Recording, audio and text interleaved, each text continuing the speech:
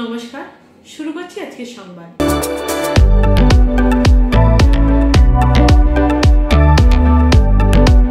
শহর বর্ধমানে SFI DYFI এর উদ্যোগে আরজি কর থেকে তামান্না সুরক্ষার অঙ্গীকার বার্তায় সাধারণ মানুষদের সঙ্গে নিয়ে রাখি বন্ধন কর্মসূচি পালন করা হলো। বর্ধমান শহরে বড় নীলপুর মোড় থেকে বীরহাটা অবধি পথ চলতি মানুষকে রাখি পরিয়ে এই কর্মসূচি পালন করা হয়। এছাড়াও জেলার বিভিন্ন প্রান্ত জুড়ে সাধারণ পথ চলতি মানুষ, স্বাস্থ্যকর্মী, ছাত্রছাত্রীদের অভয়া, তামান্নার বিচার ও সকলের সুরক্ষার অঙ্গীকারে রাখি পরানো হয়। তিলোত্তমার বিচার এখনো অধরা, বছর পেরিয়ে গেলেও বিচারের দেখা মেলেনি।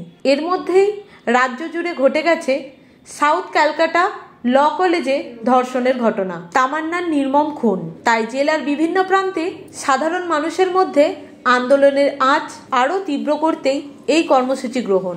এই কর্মসূচিতে মানুষ স্বতঃস্ফূর্ত অংশগ্রহণ করেন। অন্যদিকে 11ই আগস্ট এসএফআই এর উদ্যোগে বিপ্লবী ক্ষুদিরাম বসু শহীদ দিবস পালিত হলো জেলা জুড়ে। জেলার বিভিন্ন প্রান্তে স্কুলের গেটে স্কুল পড়ুয়াদের বিপ্লবী ক্ষুদিরাম বসুর ব্যাজ পরানো হলো। বিভিন্ন কলেজের গেটেও বিপ্লবী ক্ষুদিরাম বসু শহীদ দিবস পালন করা হয়। এর পাশাপাশি জেলা জুড়ে ইউনিট ভিত্তিক বিপ্লবী ক্ষুদিরাম বসু শহীদ দিবস পালন করা হয়। সর্বত্রই সকলের অংশগ্রহণে এই দিবস পালন সার্থক হয়ে ওঠে। নমস্কার, আমি সুকান্ত প্রামাণিক স্টেট কার্ড নিউজ রুম থেকে বলছি।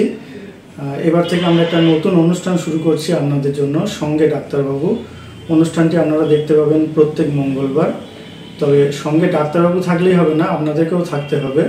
আপনাদের জন্যই করা। এখানে আপনারা চিকিৎসা সংক্রান্ত বিভিন্ন বিষয়ে খুঁটিনাটি তথ্য জানতে পারবেন, যেগুলো হয়তো আপনাদেরকে কোনো না কোনোভাবে সাহায্য করলেও করতে পারে। যদি কোনোভাবে সাহায্য করে থাকে তাহলে সব থেকে আনন্দিত হব আমরা। বর্ধমান শহরের বড় পুজোগুলির মধ্যে অন্যতম হলো শাঁখারীপুকুর এলাকার বিবেকানন্দ সেবক সংঘের দুর্গাপুজো। এই পুজোকে কেন্দ্র করে খুঁটি পুজো অনুষ্ঠিত হলো সেবক সংঘ প্রাঙ্গণে। এই উপলক্ষে আয়োজিত অনুষ্ঠানে উপস্থিত ছিলেন বর্ধমান দক্ষিণ বিধানসভা কেন্দ্রের বিধায়ক খোকন দাস, বর্ধমান উন্নয়ন পর্ষদের চেয়ারম্যান উজ্জ্বল প্রামাণিক, কাউন্সিলর শ্যামাপ্রসাদ বন্দ্যোপাধ্যায়, ইন্তেখাব আলম সহ অন্যান্য বিশিষ্টজনেরা। একই সঙ্গে এদিন এখানে এক রক্তদান শিবিরের আয়োজন করা হয়েছিল।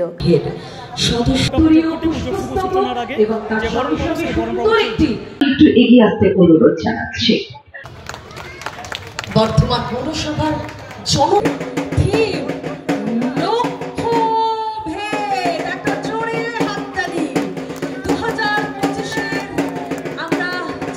এই অনুষ্ঠানে খোকন দাস বলেন, বিবেকানন্দ সেবক সংঘ প্রতি বছরই দুর্গাপুজোর আয়োজন করে। বিধায়ক এবার এই উদ্যোক্তাদের কাছে আহ্বান জানান তারা যেন কার্নিভালে অংশগ্রহণের মধ্য দিয়ে পুরস্কার প্রাপ্তির চেষ্টা করেন। এর জন্য তিনি সকল ক্লাব সদস্যদের এগিয়ে এসে সহযোগিতার হাত বাড়ানোর আবেদন করেন। এই খুঁটি পুজোর দিনে স্বেচ্ছায় রক্তদান শিবিরেরও একটা আয়োজন করা হয়েছে। সবার সহযোগিতা নিয়ে তুমি যেভাবে প্রতি বছর এত বড় দুর্গাপুজো করো, এবার দুর্গাপুজোর সঙ্গে আমাদের কার্নিভালটাও আমাদের বর্ধমানের একটা বড় ব্যাপার। কার্নিভালটাও তুমি এবার একটু ভালো করে করো। এখন থেকে তুমি ঠিক করো 4 তারিখে কার্নিভাল হবে, আমরা 5 তারিখে কলকাতায় হবে, আমরা 4 তারিখে করব। আমরা মিটিং করতে পারি নাই, আজকেই আমার সঙ্গীত মেলা শেষ। আমি কাল কি পরশু দিনই আমি দুর্গাপুজো কমিটির সবাইকে নিয়ে আমি মিটিং করে তারপর আমরা কার্নিভালের সব ঘোষণা করব। কিন্তু আমি 4 তারিখে হবে, কারণ কলকাতা যেদিন হয় তার আগের দিন জেলাগুলোতে হয়, তাই আমি 4 তারিখ আগেই ঘোষণা করে দিলাম। এত বড় পুজো বিবেকানন্দ সেবক। আমাদের এবছরের থিম হচ্ছে লক্ষ্যভেদ। এই থিমের একটু বিস্তারিত যদি বলেন।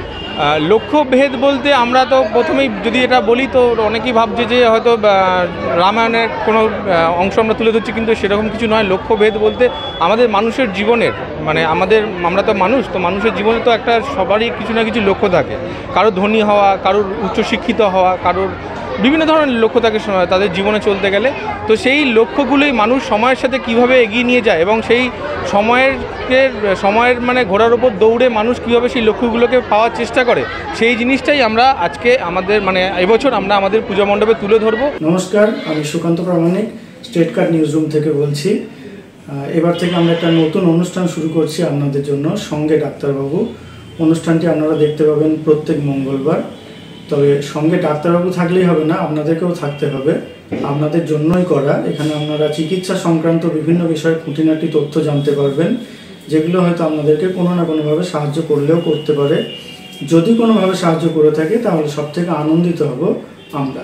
বিধায়ক খোকন দাসের উদ্যোগে বর্ধমান সংস্কৃতি লোকমঞ্চে 8 দিন ধরে অনুষ্ঠিত হলো সঙ্গীত মেলা। এই সঙ্গীত মেলার শেষ দিনে অতিথি শিল্পী হিসেবে ছিলেন অনিল শ্রীবাস্তব। এই অনুষ্ঠান মঞ্চে খোকন দাস বলেন, মূলত এই সঙ্গীত মেলা আয়োজনের মূল লক্ষ্য হলো নবীন প্রতিভার সন্ধান। সেই লক্ষ্যেই নবীন প্রতিভাবানরা এখানে সঙ্গীত পরিবেশনের সুযোগ পান। এছাড়া বিভিন্ন দিনে অতিথি শিল্পীরাও সঙ্গীত পরিবেশন করেন। তিনি বলেন, বর্ধমান শহরে একটি বৃহৎ আকারের প্রেক্ষাগৃহ নির্মাণ করা প্রয়োজন, যেখানে 5000 লোক একসঙ্গে বসে অনুষ্ঠান দেখতে পারবেন। নামি দামি শিল্পীদের অনুষ্ঠান করার অনুমতি পাবার ক্ষেত্রেও সুবিধা হবে। তাই এই বৃহৎ আকারের মঞ্চ নির্মাণে তিনি উদ্যোগ গ্রহণ করেছেন বলে উল্লেখ করেন বিধায়ক। তার এই ঘোষণার উচ্ছ্বাস প্রকাশ করেন এদিন সংস্কৃতি লোকমঞ্চে উপস্থিত দর্শক মণ্ডলী। এই হল ছাড়া এরকম প্রোগ্রাম অন্য কোথায় করার মতো জায়গা নেই। তাই আমরা এবার খুব কষ্টের মধ্যে আমাদের এই সঙ্গীত মেলা দেখাতে হলো। সামনের বার আশা করি এরকম আর অসুবিধা হবে না, কারণ হলের কাজ শুরু হবে, তখন আর অসুবিধা হবে না। তাছাড়া আমি নিজেও চেষ্টা করছি বর্ধমান শহরে 5000 লোক যাতে অনুষ্ঠান দেখতে পারে, তার একটা এইরকম বড় হল করার জন্য। সেটা যত তাড়াতাড়ি সম্ভব করব, কারণ আমরা এই যে অরিজিৎ গাঙ্গুলি এদের তো আমরা এমনি আনতে পারবো না, এমনি ফাঁকা মাঠে পারমিশন দেবে না। আমরা যদি 5000 লোকের একটা টিকিট কেটে করতে পারি তাহলেই পারমিশন পাবো, তাদের আমরা গান শোনাতে পারবো।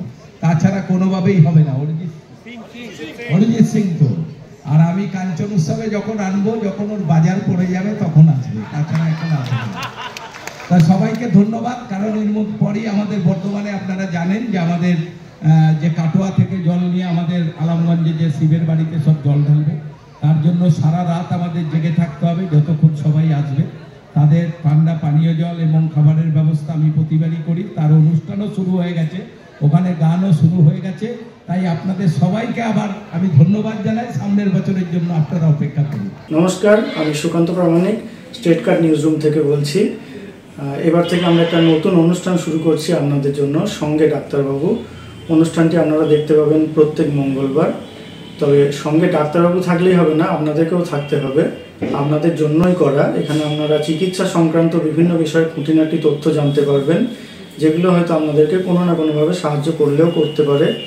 যদি কোনোভাবে সাহায্য করে থাকে তাহলে সবথেকে আনন্দিত হব আমরা।